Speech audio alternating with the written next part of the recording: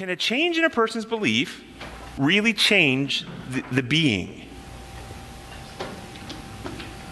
You know what you think? See, there is this kind of reductionistic thought in certain scientific circles that you are genetically programmed to have certain attitudes, certain motives, certain desires, to be certain ways, and ultimately to act the way you act. It's all kind of genetically it's called reductionism. It's all in your genes. But we're actually discovering it's actually not all in your genes.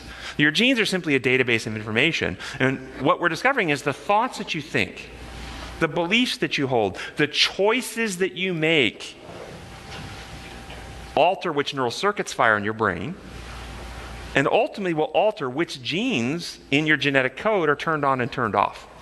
So your gene expression is susceptible to a change in your thought processes. Amen. Okay? That's actually what's happening. Consistent with how God designed us. Think how God designed us. He told them, be fruitful and multiply. He made us in his image. He gave them the ability to create beings in their image. And as they changed themselves with these lies, they had beings in their own image infected with fear, insecurity, survival drives, and things that they were not created with. You remember the example we've given here many times. I'm not going to go through the whole cascade, but just the thought. I'll give you a different one today. Imagine you're at work, and your company has been doing cholesterol screening. And it's free cholesterol screening, anybody? And so you sign up for it, you get your blood drawn, you come back a week later, somebody in a lab coat takes you in a room, closes the door, somber look on their face, said, sadly, we were actually running HIV tests, and you're HIV positive. And it's a lie. They're lying to you. Somebody's messing with you. But you don't know it's a lie. If you're not HIV positive, but if you walk out believing you're HIV positive, does something in you change? Oh, yes. Yeah. Will you sleep as well at night?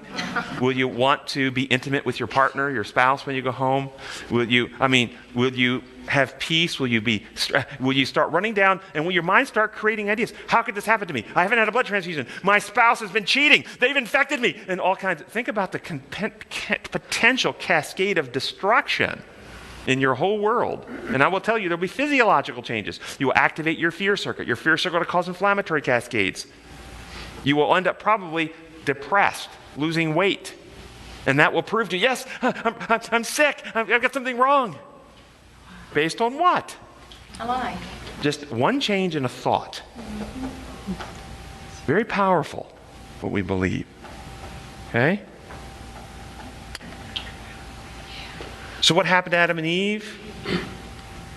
What was the problem that sin caused? Their belief in the lie about God caused this whole cascade of distrust, and they became, instead of trusting God and loving him, they distrusted him and were afraid of him, and their hearts became filled with. So what was the problem that sin caused that the plan of salvation was designed to fix? It's a great question. Whenever you get talking with people who are maybe level 4, very law-focused, ask the question. It's clarifying. Okay, in Eden, when they sinned, what was the problem that happened there? And you say, did God get changed by their sin? When Adam and Eve sinned, did God change?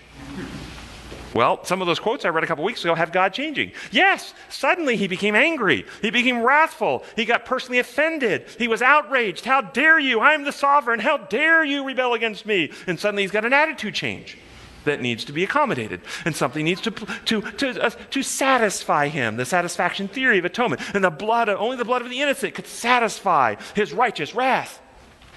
It's distorted. It's gross. It's ugly. It's false. God didn't change.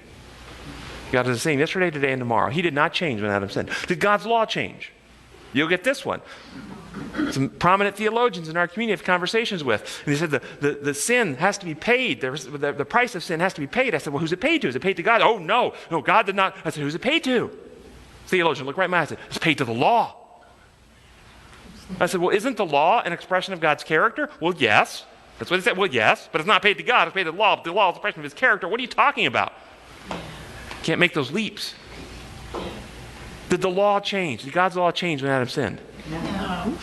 Did humankind change? The actual condition of humankind change? Yes.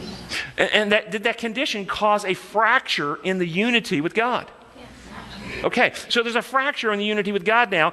God hasn't changed. God's law hasn't changed. Humankind has changed. So if there's to be reconciliation, if there's to be healing, if there's to be reunity, and what's reunity called? At-one-ment, atonement. If there's to be atonement, where does the impact point have to be? Where does the effect have to take place? With God, with the law, or in humankind? In humankind.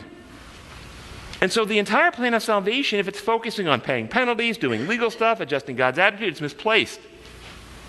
Humankind needed to be healed, transformed, fixed, regenerated, renewed, recreated. We couldn't do it.